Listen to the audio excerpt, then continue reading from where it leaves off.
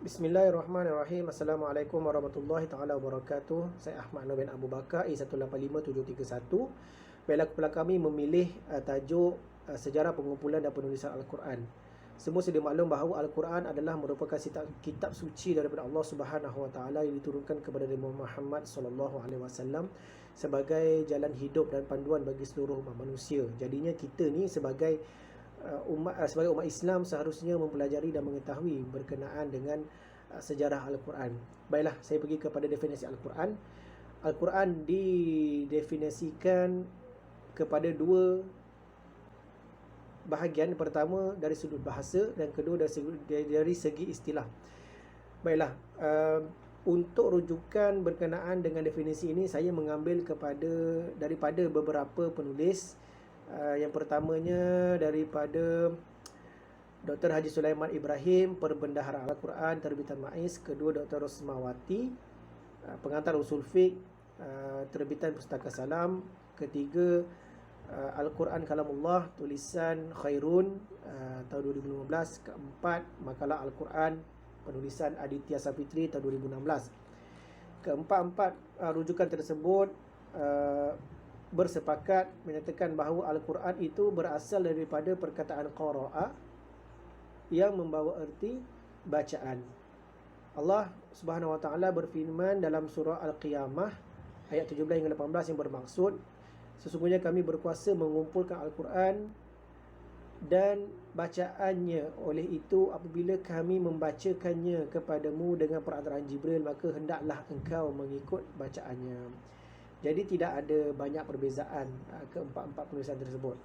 Baiklah, dari segi istilah pula, keempat-empat penulisan tersebut secara dasarnya bersepakat menyatakan bahawa Al-Quran merupakan kalamullah yang diturunkan kepada Nabi Muhammad sallallahu alaihi wasallam melalui perantaraan Jibril alaihi salam secara berperingkat dan diriwayatkan secara mutawatir, bermula dari surah Al-Fatihah dan diakhiri dengan akhir ayat surah An-Nas, dan dikira sebagai ibadah apabila membacanya. Jadi keempat-empat penulis tersebut memberikan erti ataupun definisi Al-Quran yang hampir sama keempat-empatnya. Jadi setakat itu saja untuk definisi, dan kita pergi kepada subtopik yang seterusnya. Assalamualaikum warahmatullahi wabarakatuh. Assalamualaikum warahmatullahi wabarakatuh. Jadi saya di sini akan meneruskan perbincangan kita, dan saya akan menerangkan untuk dua subtopik, iaitu yang pertama kedudukan Al-Quran dan yang kedua iaitu penyusunan Al-Quran. Jadi kita akan usik topik yang pertama. Yang pertama saya ingin terangkan dahulu iaitu kedudukan Al-Quran. Baik. Jadi sebelum kita memulakan perbincangan ataupun penerangan yang lebih mendalam dalam perbincangan ini, jadi eloklah kita dan penting juga kepada kita untuk kita tahu dan kita memahami tentang kebaikan atau martabat Al-Quran itu sendiri. Jadi seperti mana yang Allah firman dalam Al-Quranul Karim yang bermaksud, dan kami turunkan kepadamu kitab yang menerangkan segala sesuatu, petunjuk, rahmat dan berita gembira kepada umat Islam. Jadi daripada dalil ni dapatlah kita ketahui bahawa besarnya nikmat Al-Quran ini bukan sahaja sebagai satu lembaran ataupun satu mushaf, tetapi ia juga adalah sebagai panduan hidup kita, dan ia meliputi segenap aspek kehidupan, juga sebagai rahmat kepada umat manusia dan juga sebagai berita gembira buat umat Islam keseluruhannya.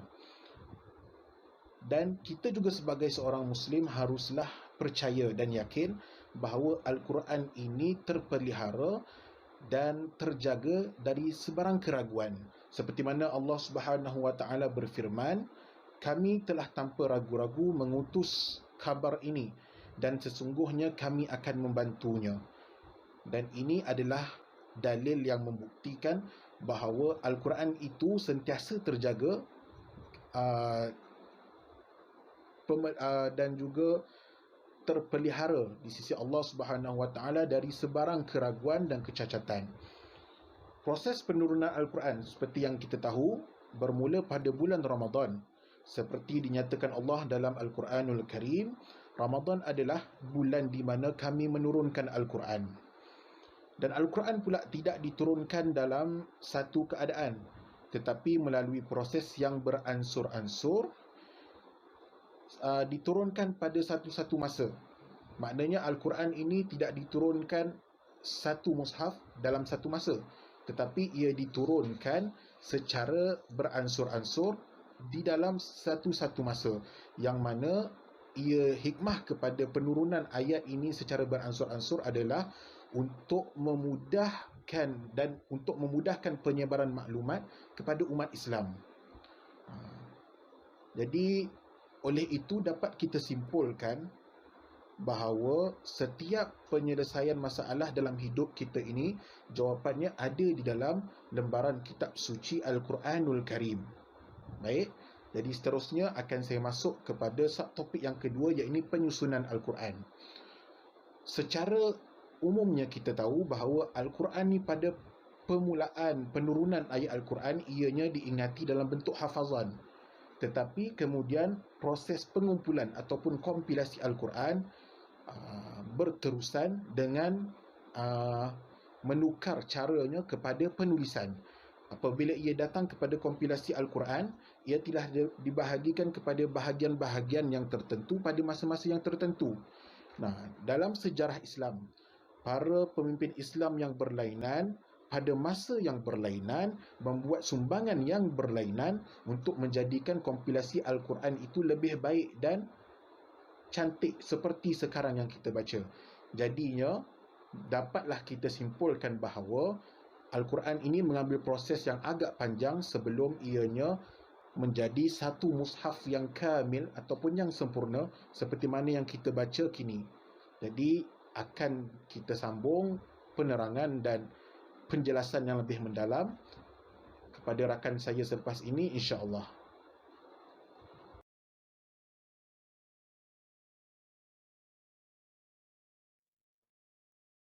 Bismillahirrahmanirrahim. Assalamualaikum warahmatullahi wabarakatuh.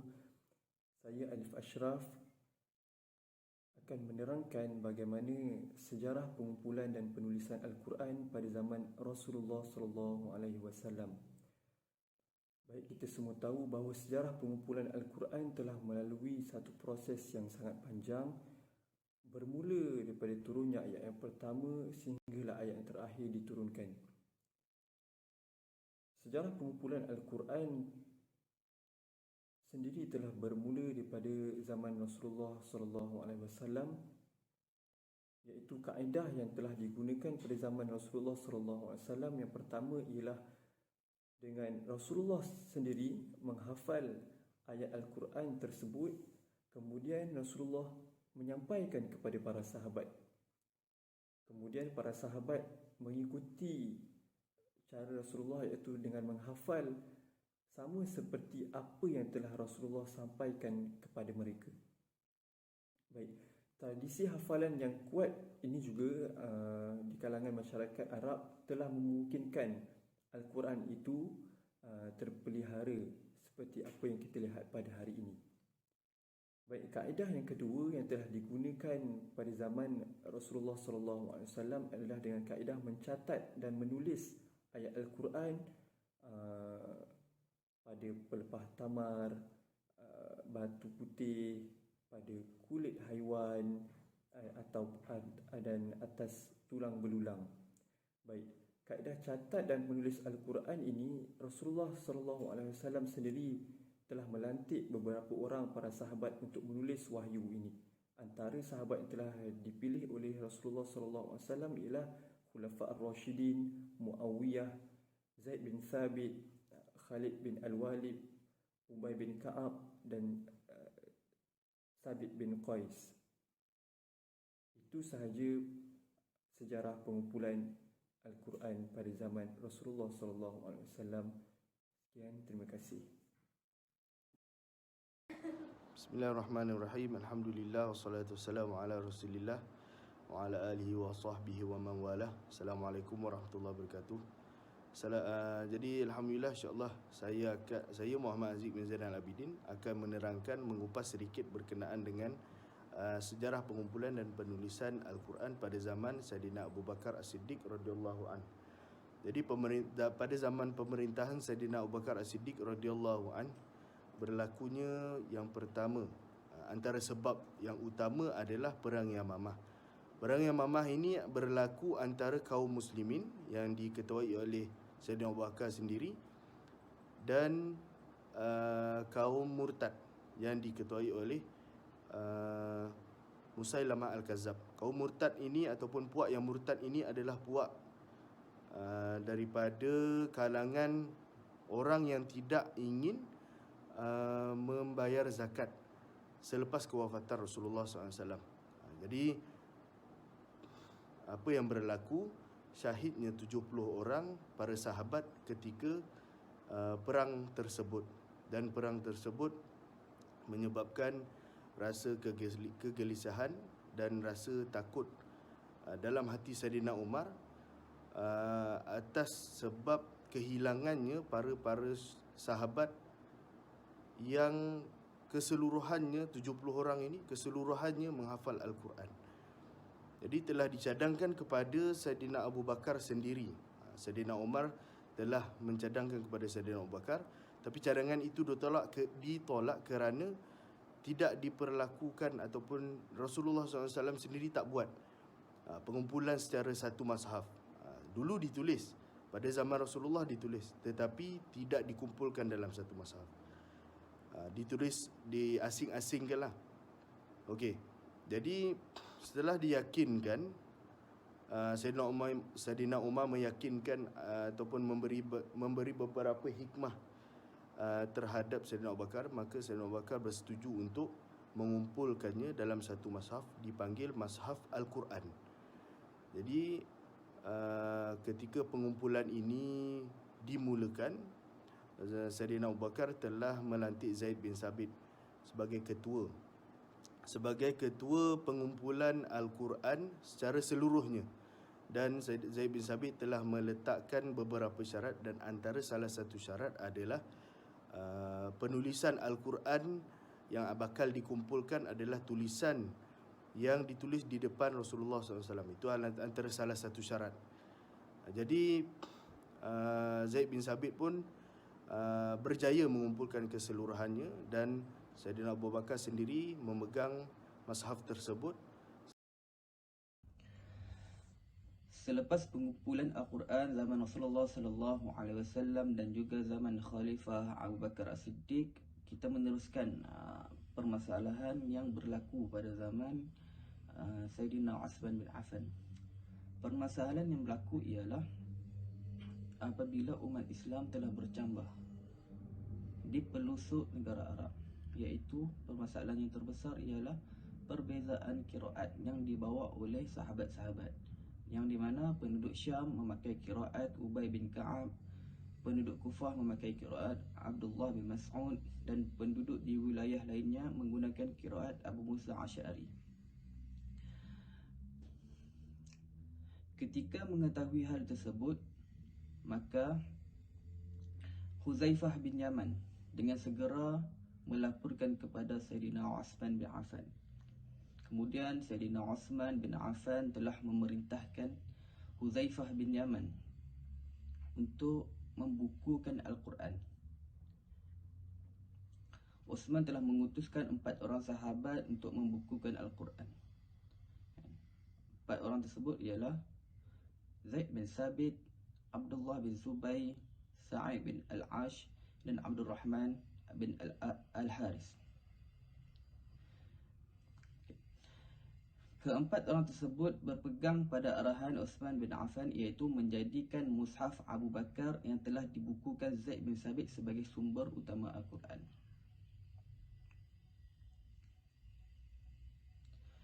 Pembukuan Al-Quran pada zaman Saidina Uthman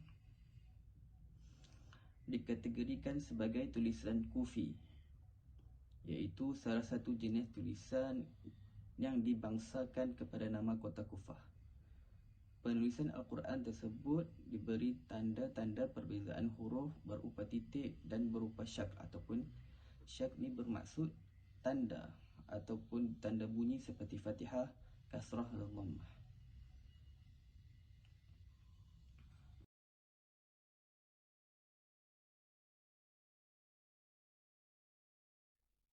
Assalamualaikum, saya Nur Syamah Sofia binti Muzamin, A189670. InsyaAllah, saya akan berkongsi tentang inovasi penulisan Al-Quran dari zaman ke zaman. Mushaf Al-Quran seperti yang kita baca dan guna sekarang ini amatlah berbeza dengan mushaf Al-Quran pada awal-awal pengumpulannya. Penulisan Al-Quran Rasam Uthmani seperti yang terdapat sekarang ini telah melalui beberapa tahap. Tahap pertama, penulisan Al-Quran ini tidak letakkan apa-apa tanda. Ini berlaku pada awal pengumpulan dan penulisan Al-Quran yang berlaku sejak zaman Rasulullah, kemudian disambung oleh Sayyidina Abu Bakar dan Sayyidina Uthman. Adapun tahap kedua, penulisan Al-Quran mula ditandakan dengan titik, yakni nukut al-i'rab. Ini berlaku pada zaman Umayyah di bawah pemerintahan Muawiyah bin Abu Sufyan disebabkan banyaknya kesalahan tata bahasa yang dilakukan oleh Ubaidillah bin Ziyad, anak kepada Ghabanah Basrah, ketika menghadap Muawiyah. Inovasi ini dibuat oleh Abu Al-Aswad Ad-Du'ali dengan bantuan seorang lelaki dari kabilah Abdu Al-Qais. Beliau meletakkan titik-titik pada setiap huruf menggunakan dakwat yang berwarna merah untuk membezakan dengan tulisan mushaf yang berwarna hitam. Fungsi titik-titik merah ini adalah sebagai baris supaya para pembaca Al-Quran tidak tersilap atau terkeliru ketika membaca Al-Quran. Tahap ketiga adalah nukut al-i'jam. Perkembangan penulisan ini berlaku pada zaman Umayyah di bawah pemerintahan Abdul Malik bin Marwan. Ketika ini berlakunya kemasukan ramai orang bukan berbangsa Arab ke dalam agama Islam dan mereka tidak dapat membezakan antara huruf-huruf yang lebih kurang sama ketika bertutur dalam bahasa Arab. Ini menimbulkan kebimbangan. Hal yang sama akan berlaku ketika membaca Al-Quran. Justeru, Al-Hajjaj bin Yusuf Al-Thaqafi telah diperintahkan untuk mencipta sesuatu yang boleh menyelesaikan masalah ini. Al-Hajjaj dibantu oleh Nas bin Asim dan Yahya bin Ya'mar, pakar dalam bahasa Arab dan ilmu qiraat. Mereka menggunakan metod Al-Ihmal, yakni memberikan huruf tanpa titik, dan Al-I'jam, memberikan titik pada huruf. Titik-titik ini ditulis menggunakan warna hitam sama dengan penulisan huruf di dalam mushaf untuk membezakan dengan titik-titik merah nukut al-i'rab. Tahap keempat adalah inovasi tanda baris yang berlaku pada zaman Abbasiyah. Pada zaman ini telah lahir seorang imam yang sangat berilmu bernama Al-Khalil bin Ahmad Al-Basri. Beliau telah mengubah bentuk nukut al-i'rab yang dicerita oleh Abu Al-Aswad Ad-Du'ali kepada bentuk baris yang lebih mudah difahami. Menurut Daud Ismail, Al-Khalil bin Ahmad merupakan orang yang pertama memulakan pembaharuan ini. Perubahan dilakukan oleh Khalil bin Ahmad ialah: pertama, fathah ditulis dengan huruf alif kecil di atas huruf dan melintang dari kanan ke kiri. Yang kedua, kasrah ditulis dengan huruf ya kecil di bawah huruf. Yang ketiga, dhammah ditulis dengan huruf waw kecil. Yang keempat, tanwin, bentuk asal yang sama seperti fathah, kasrah dan dhammah, cuma ditambah bahagian atasnya dengan satu baris yang sama sepertinya. Yang kelima, syaddah diambil daripada kepala huruf shin tanpa titik merujuk kataan tasydid. Yang terakhir, sukun diambil daripada kepala huruf kha tanpa titik merujuk kataan khafif. Bentuk-bentuk harakat ini mengalami sedikit perubahan pada zaman selepas beliau kepada bentuk harakat yang digunakan pakai pada penulisan mushaf Al-Quran zaman sekarang. Tahap kelima adalah perkembangan perubahan bentuk tulisan mushaf Al-Quran. Pembaharuan ini telah mula berlaku pada penghujung zaman Bani Umayyah dan ia terus berkembang pada zaman Bani Abbasiyah. Menurut Muhammad Mujahid, penulisan Al-Quran bermula dengan khat Ambari, kemudian khat Hijazi, khat Kufi, khat Andalus dan akhir sekali khat Nasa yang kekal penulisannya hingga kini. Wallahu a'lam.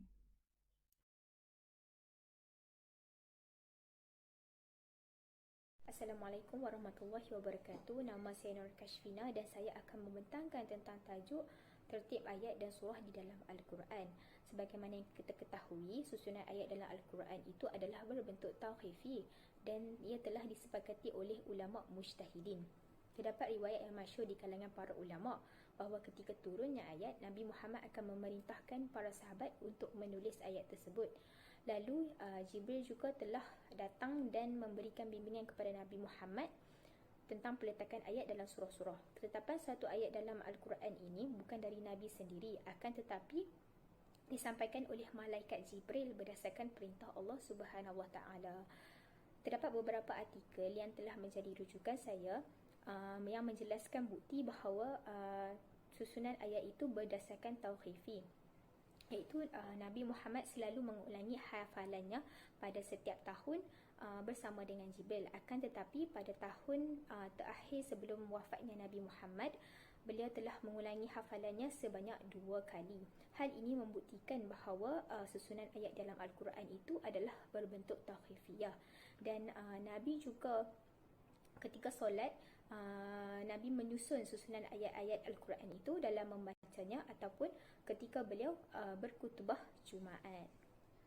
Manakala terdapat 3 perbezaan pendapat tentang penetapan surah di dalam Al-Quran, iaitu yang pertama ialah pendapat yang pertama, ia ijtihad daripada sahabat Nabi, yakni bukan tauqifi. Ulama menggunakan beberapa dalil untuk menguatkan lagi pendapat ini, kerana apabila ia terdapat mushaf-mushaf yang dimiliki para sahabat itu berbeza daripada segi urutan surahnya sebelum diperintahkan penulisan dan pengumpulan Al-Quran secara seragam pada masa Khalifah Uthman. Seandainya urutan surah ini bersifat tauqifi, tentu para sahabat tidak akan mengabaikannya. Seterusnya, pendapat kedua bagi penyusunan surah di dalam Al-Quran ialah berdasarkan tauqifi. Sebagaimana urutan ayat berdasarkan wahyu, para sahabat telah mencapai ijma' atas mushaf yang ditulis pada zaman Khalifah Uthman untuk dijadikan pedoman, dan mereka sanggup membakar mushaf-mushaf yang berbeza. Dan akhir sekali, pendapat ketiga mengatakan bahawa susunan surah di dalam Al-Quran ini sebahagiannya bersifat tauqifi dan sebahagian lagi bersifat ijtihad Nabi. Dan berikut adalah tiga-tiga perbezaan pendapat tentang susunan surah di dalam Al-Quran. Dan pendapat yang paling rajih ialah pendapat kedua, iaitu bersifat tauqifi. Seterusnya, untuk tajuk pembahagian surah di dalam Al-Quran ialah para ulama telah mengklasifikasikan pembahagian surah kepada 4 kategori, iaitu yang pertama As-Sab'un Atiwal, iaitu 7 buah surah yang panjang. Yang kedua Al-Mi'un, iaitu surah yang terdiri daripada 100 ayat ataupun lebih. Yang ketiga ialah Al-Matsani, iaitu surah yang kurang dari 100. Dan akhir sekali yang keempat ialah Al-Mufassal, iaitu surah-surah yang pendek. Itu sajalah pembentangan saya. Sekian, terima kasih.